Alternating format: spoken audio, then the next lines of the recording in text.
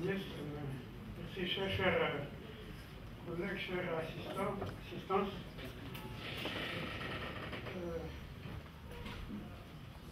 L'université Mohamed V, qui a fini par retrouver son unité. Bonne nouvelle. N'est pas une arène. Nous ne sommes pas des chercheurs de corrida. L'université Mohamed V a toujours été un lieu de débat, un espace d'idées. Elle le restera.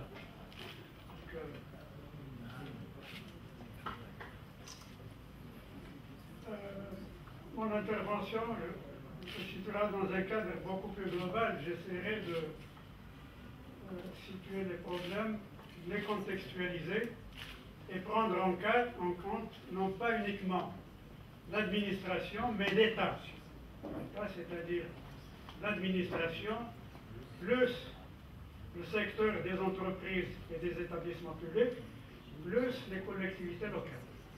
Et en droit constitutionnel, je me rappelle bien de la définition du professeur Palazzoli, qui n'est plus de ce monde. Il nous avait appris que l'État, c'était ça. Plus, bien sûr, la société civile à part. Je ne ferai qu'effleurer certaines questions, donc je n'aurai pas le temps de tout développer. Mais je commencerai par une première observation pour dire que les statistiques posent problème au Maroc. La fiabilité des chiffres, disons, interpelle les chercheurs dans tous les domaines, pas uniquement en matière de sciences économiques. Et je ne vais pas faire ici le comptable, mais je vais m'exprimer en tant qu'économiste.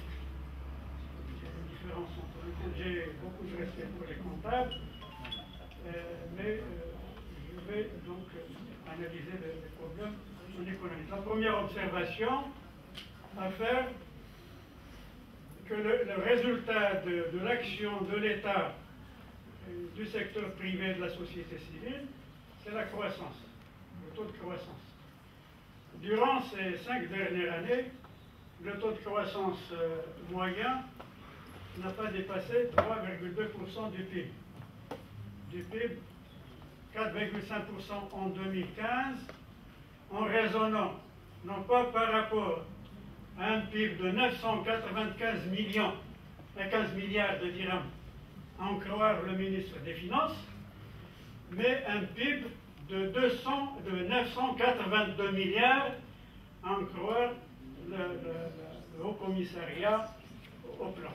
Il y a déjà entre le ministre des Finances et le Haut Commissaire au plan, concernant le produit intérieur brut de 2015, il y a déjà une différence de 13 milliards. 13 milliards de dirhams. Ça, c'est pour vous dire que les chiffres posent problème. Donc là, c'est une croissance atone. Elle se différencie d'au moins 1% du PIB, du pourcentage du PIB, par rapport à la période 2007-2011, où elle a été de 4,3%. Ce taux de croissance atone, a été obtenu malgré une conjoncture aussi favorable. Elle a été rarement aussi favorable, la conjoncture. Et d'abord, depuis un certain temps, la chute du cours mondial du baril. Il y a les 5 milliards de dollars octroyés au Maroc par le Conseil de coopération du Golfe. Ça fait quand même la moitié des recettes de la privatisation. Donc la moitié des recettes de la privatisation a servi à alimenter le fonds Hassan II et donc un certain nombre de projets. Donc au Maroc, les recettes exceptionnelles constituent une constante. Sauf qu'il y a, bien sûr, et je vous donne raison, une différence entre se procurer des recettes exceptionnelles en vendant les bijoux de famille, et c'est ce qui a été fait, donc, et puis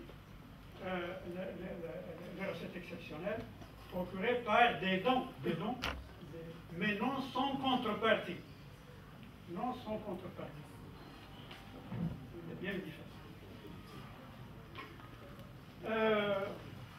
Ceci a produit un effet baissier sur l'investissement, la formation brute de capital fixe, sur la consommation des ménages intérieurs qui constitue le moteur de la croissance. Il y a eu une baisse, et comme je vais l'expliquer par la suite, cette baisse n'est pas tombée du ciel.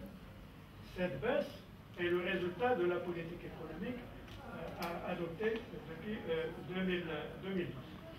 Rappelons que le taux de croissance de 2,2% est parmi les plus faibles depuis 1960.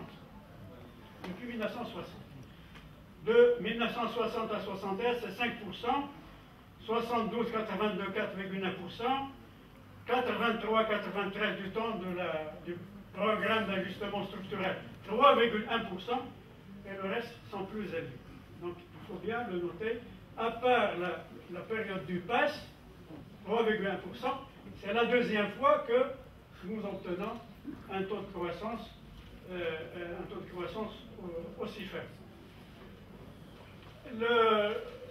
Les économistes se sont posé la question à quoi tient la différence des taux de croissance entre une économie et une autre.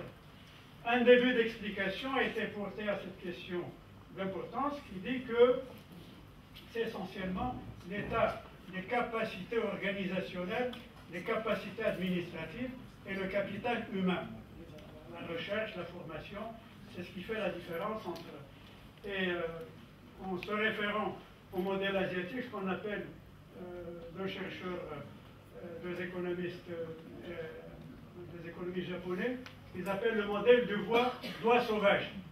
Un sauvage qui, en appliquant, le Maroc aurait pu multiplier son PIB par 3 en empruntant un sentier de développement basé sur l'intérêt général. Mais déjà, il y a une différence entre le Maroc et la Tunisie.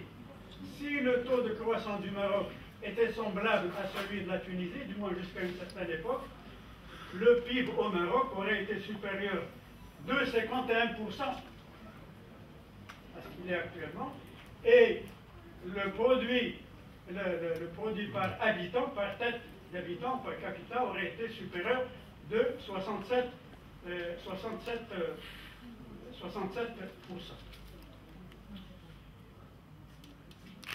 Le taux de croissance relativement faible au Maroc s'explique par l'effet conjugué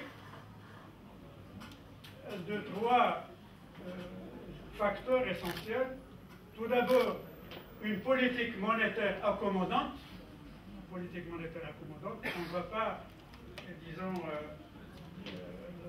la Banque centrale a une responsabilité dans la faiblesse du taux de croissance, parce qu'elle n'a pas cherché à lever les obstacles qui se dressent devant toutes les petites et moyennes entreprises, afin de lever les barrières d'accès au crédit, surtout avec l'accumulation de ce qu'on appelle les créances en souffrance.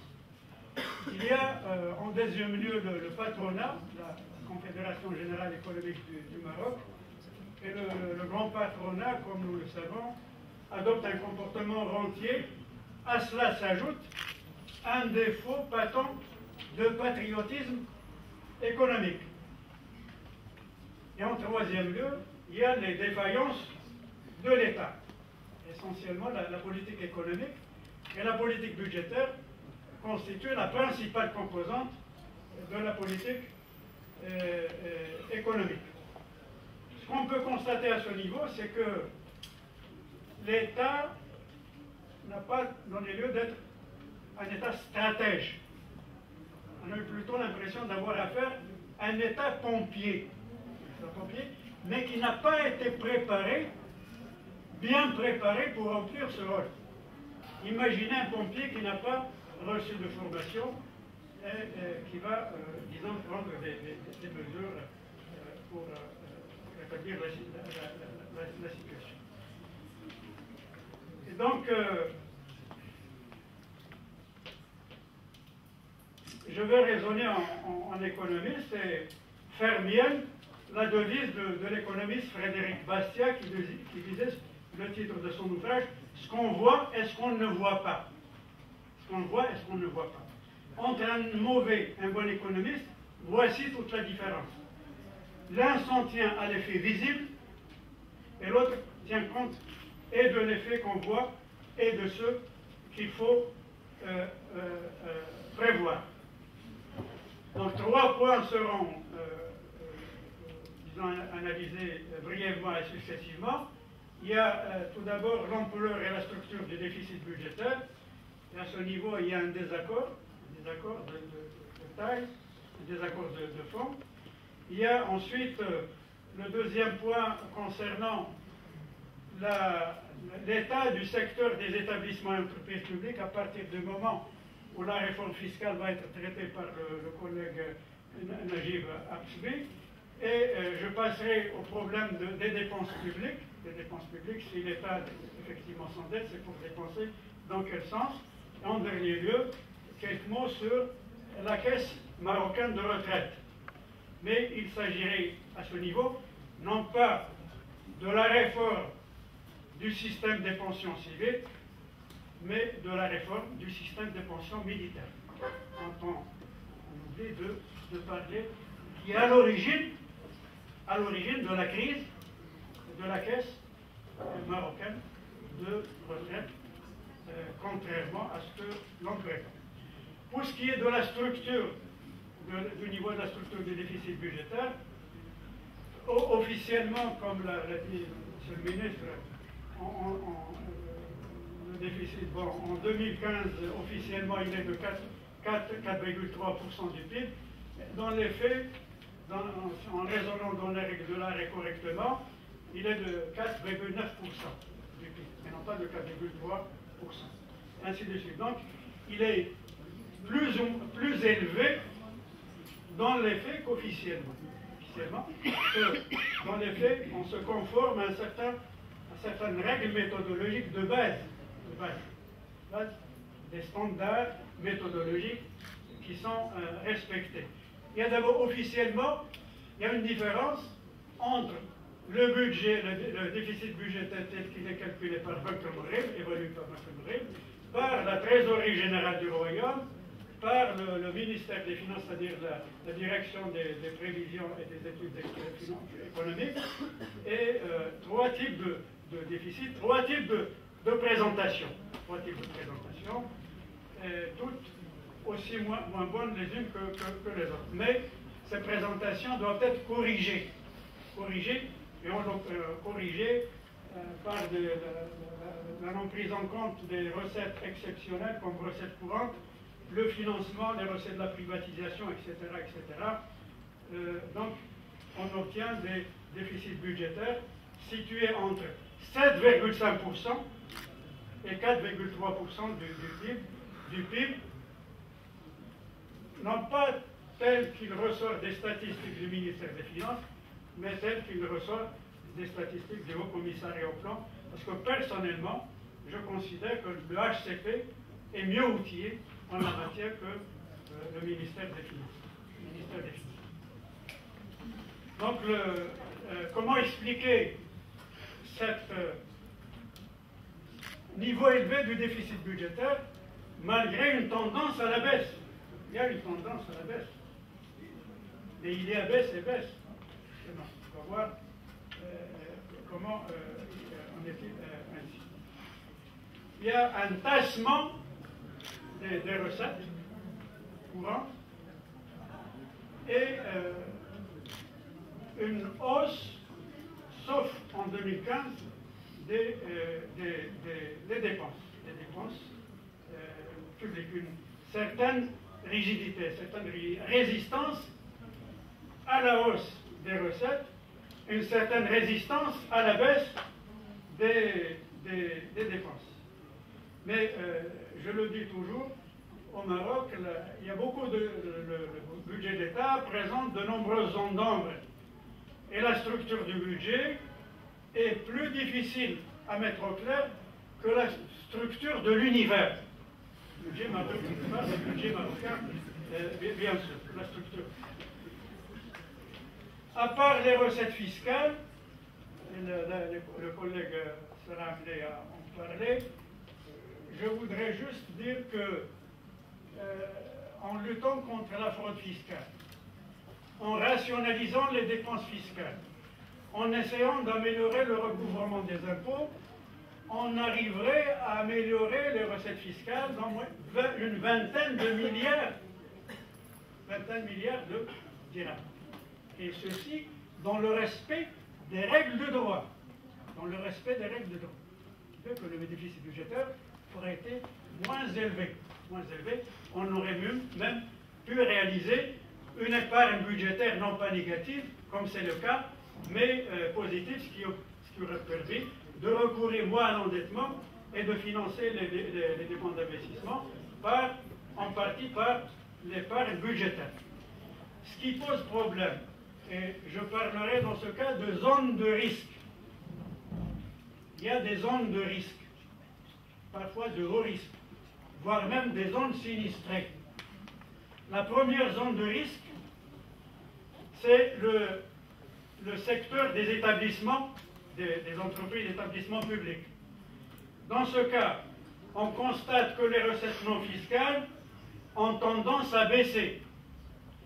Et la principale composante des recettes non fiscales est composée justement par les revenus de monopole et d'exploitation.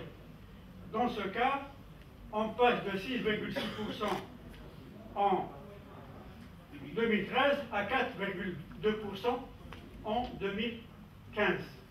Une baisse, une chute de la participation des entreprises et établissements publics aux recettes budgétaires.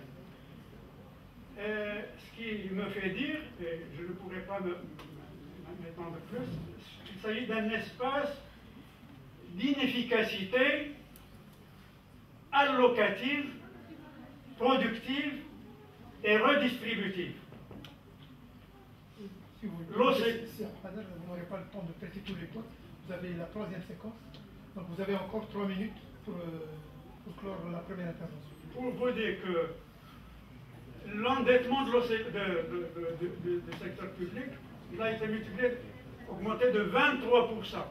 23% entre 2012 et 2015.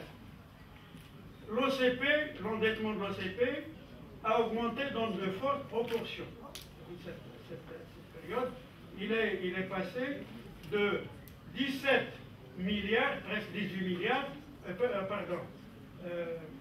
de 17 milliards à 54 milliards en 2015. Il a été multiplié par plus de 3 fois. L'ONCF, l'ONE, n'en parlons pas, c'était connu. L'agence des autoroutes du Maroc, etc., etc. Bref, cet endettement ne correspond pas à une hausse des investissements. Il y a une baisse de la valeur ajoutée, une hausse des charges financières, une baisse des impôts sur les sociétés versés à l'État. Elle a été divisée par 2. Le montant a été divisé par plus de 2 entre 2012 et 2014. Bref, alors que les transferts budgétaires de l'État au secteur des établissements publics n'a, lui, cessé d'augmenter au point d'atteindre 25 millions en 2014, et il s'agit bien sûr de chiffres, disons, provisoires. Donc il s'agit d'une zone à risque. Et la crise des finances publiques s'explique en partie par l'état de mauvaise santé du secteur public. Certains PDG sont nommés par le chef du gouvernement, d'autres par le chef du pays. Mais mettez-vous d'accord entre vous, justement, pour essayer de rationaliser la gestion du secteur. Il y a un problème, il y a, disons, comme on dit, péril en la demeure. Il y a péril en la demeure. L'état de santé du secteur public est préoccupant. Il est préoccupant. Donc, si demain, disons, une nouvelle majorité se dégageait, elle n'héritera pas d'un actif, elle héritera d'une patate chaude, d'un passif. Elle aura d'abord à essayer de régler le problème du secteur public. Les dépenses, pour ce qui est de la structure des dépenses, une autre zone à risque. La structure des dépenses de fonctionnement, dépenses d'investissement et dépenses de la dette. La tendance est certes à la baisse à partir de 2013 des dépenses de fonctionnement. On peut considérer que c'est une bonne chose. A priori, en principe. C'est une évolution positive. Mais à condition que la baisse des dépenses de fonctionnement profite en totalité aux dépenses d'investissement. C'est-à-dire permettre d'accroître, d'améliorer les dépenses d'investissement. Ce qui est loin d'être le cas. La tendance à la baisse des dépenses de fonctionnement a profité essentiellement aux dépenses de la dette.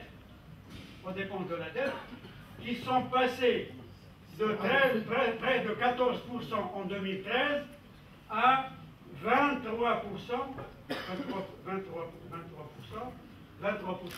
en 2014. Donc, je vous invite à conclure. La dette qui a profité de cette... Vous laissez pour les autres points pour la deuxième séquence. Dernier deux remarques. Une sur les dépenses d'investissement. Vous allez dépasser sur la partie. Vous avez la deuxième. Oui, juste ces deux. Rapidement. Concernant les dépenses d'investissement, et pour aller droit au but, il faut compter que les priorités en matière d'investissement au Maroc, elles seront influencées par l'approche d'un anniversaire national, par la nécessité de montrer la sollicitude du gouvernement pour la population mécontente de l'arrière-pays, par le désir d'édifier des ouvrages publics grandioses et spectaculaires, et par toutes les nécessités de la politique du jour au jour le jour. L'impression globale est donc qu'il vaut mieux ne pas compter sur un accroissement rapide de la production dû aux investissements de l'État pour les quelques raisons que j'ai avancées. Dernier point, pour la caisse marocaine de retraite. S'il vous plaît, 2 secondes. Pour la deuxième séquence, vous reprenez ça lors de la deuxième séquence. Pour la dette publique, c'est entre 88 et 90% du PIB. Voilà.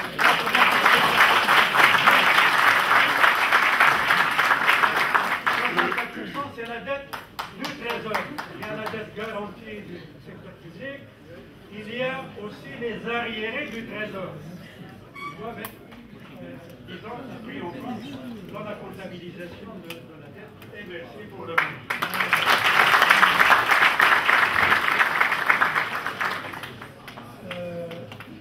Merci, Sir Bader. Je vais amputer le dépassement lors de votre intervention au niveau de la troisième séquence. Donc, alors je rappelle, c'est pas